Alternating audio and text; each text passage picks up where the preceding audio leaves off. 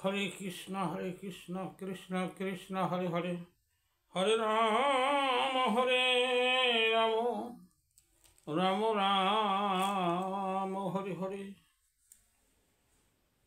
জয় গুরুদেবের জয়, জয় গুরুদেবের জয়, জয় গুরুদেবের জয়, জয় রাধাকৃষ্ণের জয়, জয় পঞ্চতত্ত্বের জয়, জয় সকল ভক্তবৃন্দের জয়, জয় সর্ব সনাতনীদের জয়। হরে কৃষ্ণ। আজ আমি যে আলোচনা নিয়ে আসছি তা হল ভগবানকে দেখা মানুষের প্রতি দুঃসাধ্য কেন। অনেকে ভগবানকে দেখার জন্য কামনা বাসনা করে, কিন্তু দেখাটা অতি দুঃসাধ্য। এর কারণ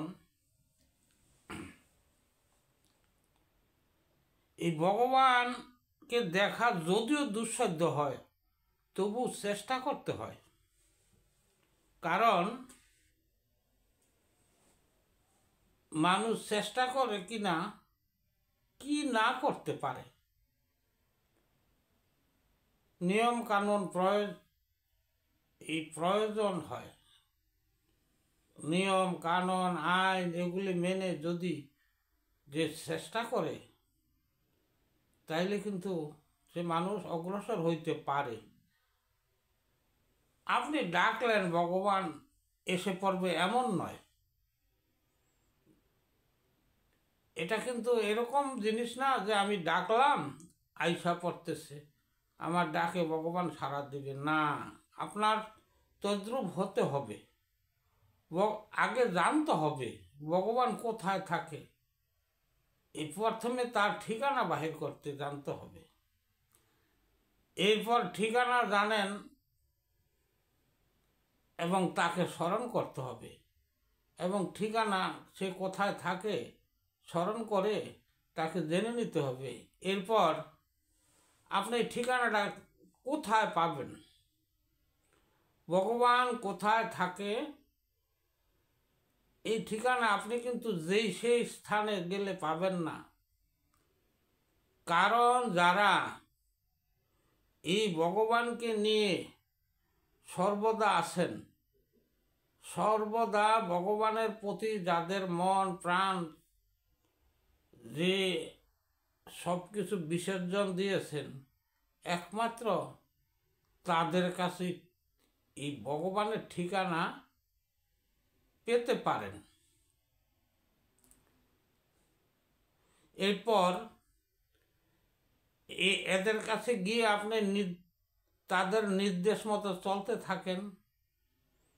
যদি ভগবান করুণা করে তবে দেখা করতে পারেন।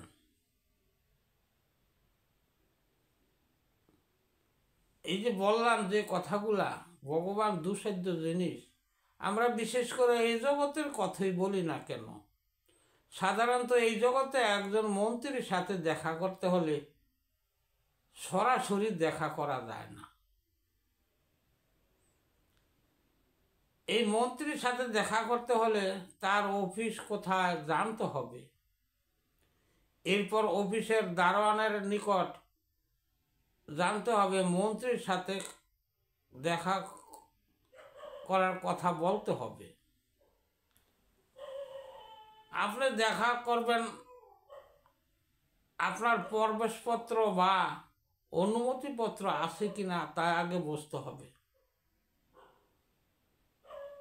না থাকলে আপনাকে যেতে দিবেন না।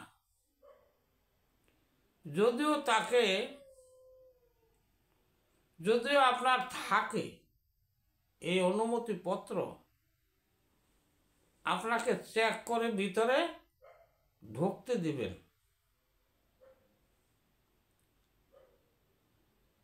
এরপর মন্ত্রীর সহকারী যারা আছেন, তারা যদি মনে করে আপনি দেখা করার উপযুক্ত, তবে আপনি যেতে পারেন।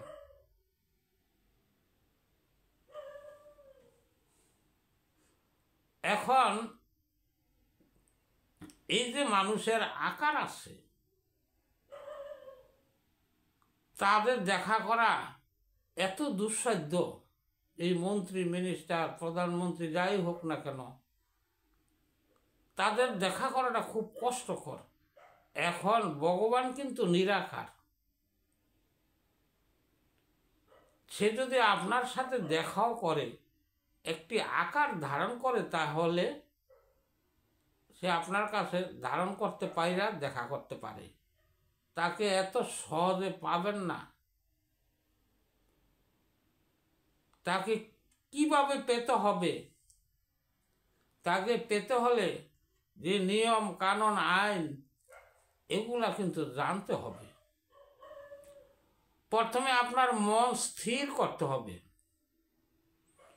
যে ভগবানের প্রতি আপনার মনটাকে স্থির যদি করতে পারেন,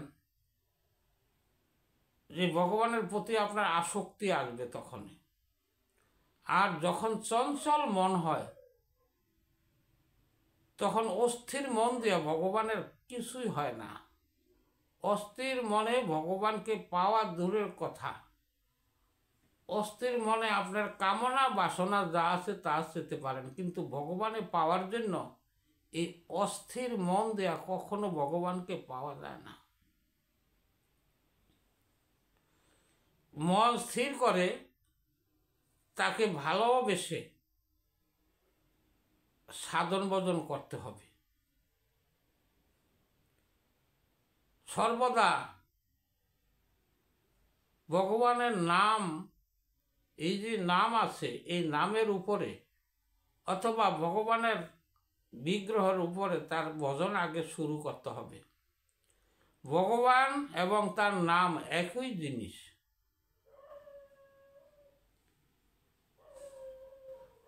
এরপর আপনি যে সাধন ভজন করছেন, আপনার এটা সঠিকভাবে ভজন হচ্ছে কিনা, তার জন্য কি করতে হবে, আপনার গুরুর কৃপা পেতে হবে।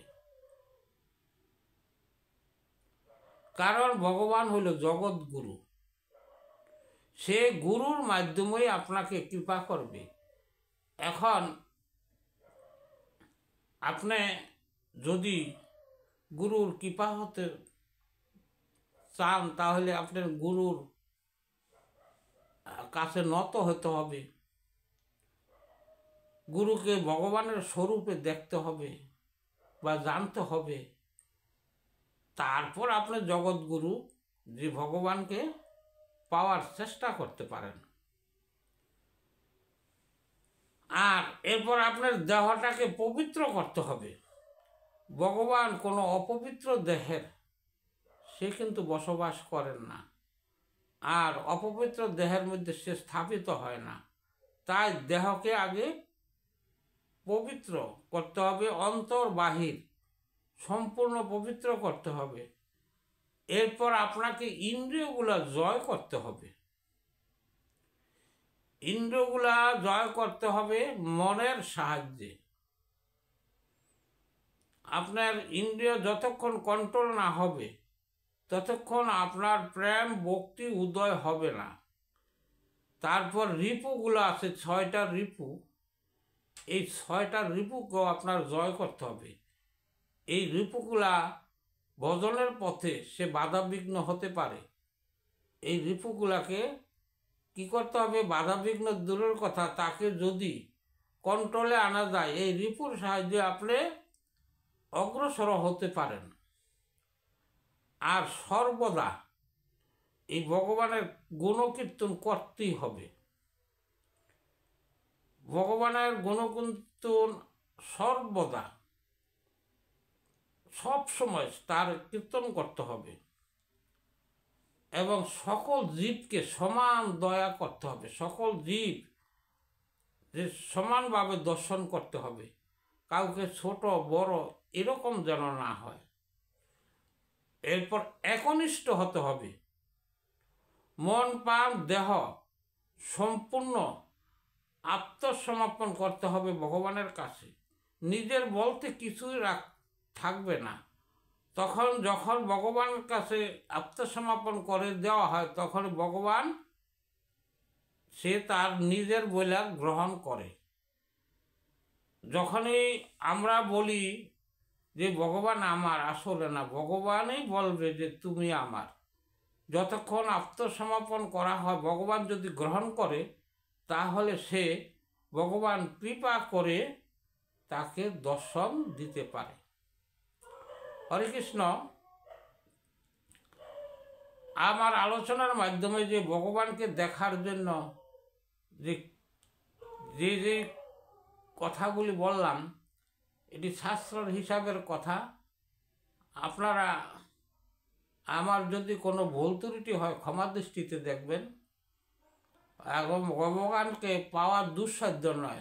আপনারা ভক্ত যে ভগবানকে ভক্তি করে, শ্রদ্ধা করে, ভগবানের এই কর্মগুলি যারা নিয়ম মতো পালন করতে পারে, তারা অবশ্যই ভগবানকে পেতে পারেন, তাদের কাছে দুঃসাধ্য নয়। কারণ ভগবান যদি নাই পায় বা ভগবানের যদি ভগবানের সাক্ষাতে যদি না হয়, তাহলে আমরা ভগবানের ভজন করব কেন? তাই আপনারা সবাই কৃষ্ণ ভক্ত হন এবং সাধন ভজনে অগ্রসর হন। আপনাদেরকে ভগবান শ্রীকৃষ্ণ কৃপা করুক। আমি এই বলে এখানে আমায় বিশ্রাম রাখলাম। ভুল ত্রুটি হইলে আমাকে ক্ষমা দৃষ্টিতে দেখবেন। হরে কৃষ্ণ হরে কৃষ্ণ, কৃষ্ণ কৃষ্ণ হরে হরে, হরে রাম রাম, রাম রাম হরে হরে। জয় সর্ব কৃষ্ণ ভক্তের জয়। হরে কৃষ্ণ।